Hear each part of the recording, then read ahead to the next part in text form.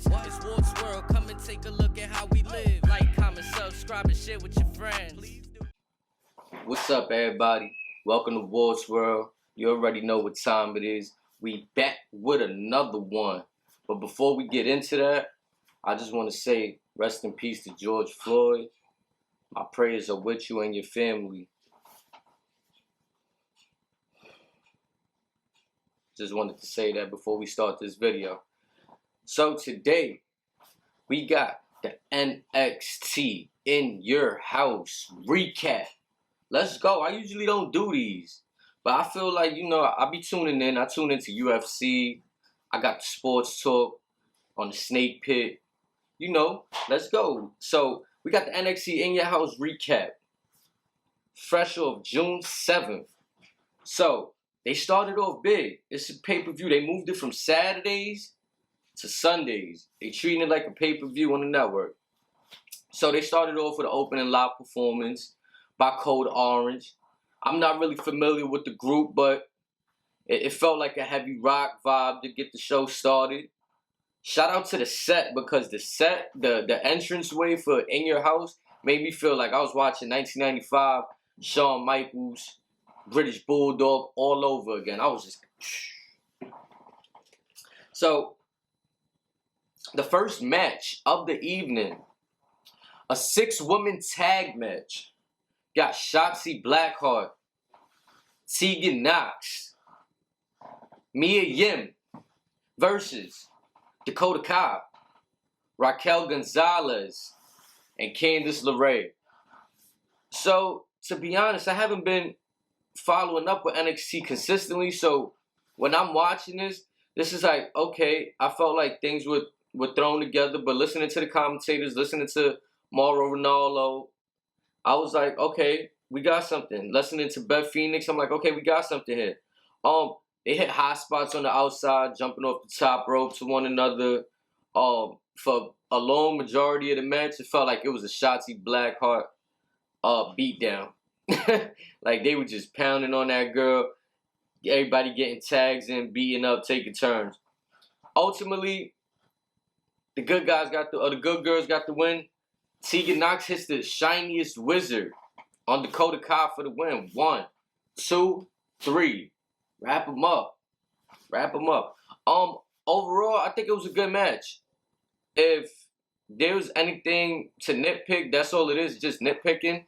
I think it was pretty cool. Good way to start off the show. Now, what do we got? Okay, so it's not a second match, but this is something I had to write down. The ice cream bars. Good humor ice cream bars. When I was a kid, definitely making my mother get them things for me. I'm glad to see that they back with the current superstars of today. So that's dope.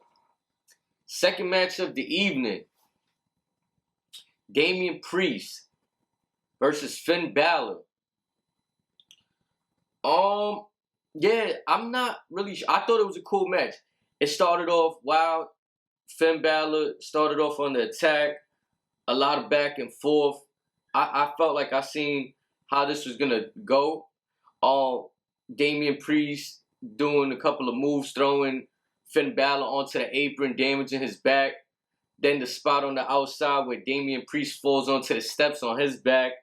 That was great storytelling. And then just ultimately when he tries to run in the ring, and then Finn Balor hits the coup de grace the first time on his back, and then the second time he goes to end the match. 1, 2, 3.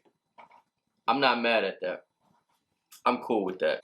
Now, for the third match of the evening, we have Keith Lee versus Johnny Gargano. I thought this was a classic good guy versus bad guy matchup. You seen the video package before the match played. You seen the keys to success being implicated. I thought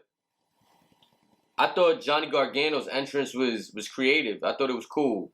I was like, okay, he came out the door, locked it, pretty dope. Speaking of that door, during the match, Gargano tries to run away and go through that door, and for some reason it's locked now. He can't. Oh, he locked it. He needs the key. So yeah, he was trying to do anything to win that matchup. Candice LeRae interference. Mia Yim comes to the save and rescue. It was a good match. Ultimately, Gargano did his hardest, his best, his dirtiest efforts, and he still couldn't get the win.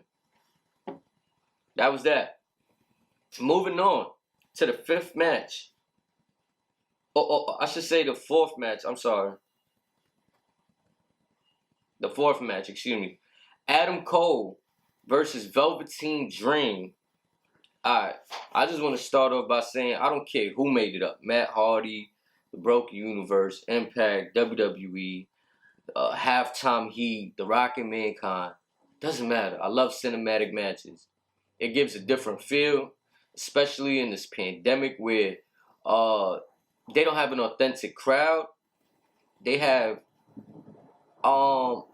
enhancement wrestlers in the crowd sometimes making a bunch of noise, which that's cool too, but these cinematic matches are it. And I think it's just creative to see the different sets that they're able to play with and the directions they're choosing to go down. So I was really a fan of it. I seen a couple of things on Twitter. Not too many people were happy. They felt they could have did without it because it was for the NXT championship. I feel like championships should be defended in cinematic matches as well. I don't see why not. Yeah, I felt it served its purpose. I really enjoyed the match. I enjoyed the interferences. To me, it was a thumbs up. Next, we got Tommaso Ciampa versus Karrion Kross. Now this is interesting because Karrion Kross, formerly known as Killer Kross, I was intrigued to see how he would do in WWE and NXT specifically. He's not disappointing. He did pretty well. He looks like a stud. I mean, Ciampa's a stud himself, and he just basically dog walked him. He dog walked him. So, yeah. I see a bright future for Karrion Kross. Thumbs up for that guy. And he finished them all for the submission, so that's huge. Because Ciampa's very tough. He usually finishes people off for the submission. So to get finished off, yeah, that says a lot. Now, this is what we came for. This was the main event of the evening. The last bout of the night for the triple threat for the Women's NXT Championship. We have Io Shirai versus Rhea Ripley versus the reigning, defending NXT Women's Champion, Charlotte Flair. I'm a huge Charlotte Flair fan off the strength that I'm a big Ric Flair fan. So, I had Charlotte taking this. The match was pretty wild. Action was everywhere. It started off in the ring, quickly went to the outside. They made their way up to the stage, to the entranceway. Charlotte threw Io Shirai through the set. Then you just had brawling going on between Rhea Ripley and Charlotte Flair. It was crazy. Like, I don't want to call it a botch, but there was a moment where Charlotte just went for a spear. And Rhea Ripley's like, nah, I'm not giving you this spear on the outside. Like, we gonna scrap for this one. And yeah, it just looked pretty real, man. It was crazy. At one point, Charlotte goes and gets a kendo stick and starts wreaking havoc on them. Put on a clinic.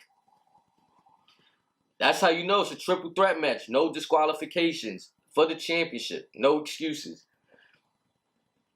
Things are getting thick down there. It's coming down to the last moments. Charlotte Flair has Rhea Ripley in a figure four. Then she turns it into the figure eight. Rhea Ripley, she's fighting to hang on.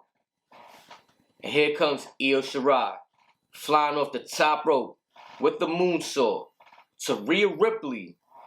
And then you get the 1, 2, 3 to become your new women's NXT champion. Me personally, I don't go out my way to watch a lot of NXT takeovers or just NXT on a weekly basis. If I can catch it, I can catch it. But after a weekend of events that were going on, to say the least,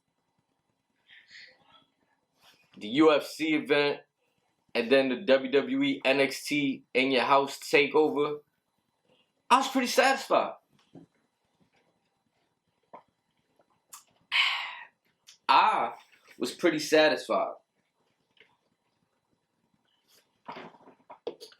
So, you know, I'm glad you guys stuck around, man. I just want to give a quick shout out, man.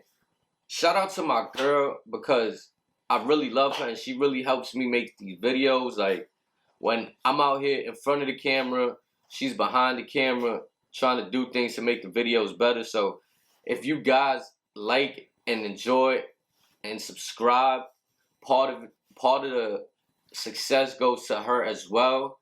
Some of the flowers go to her as well. It's not just me, folks.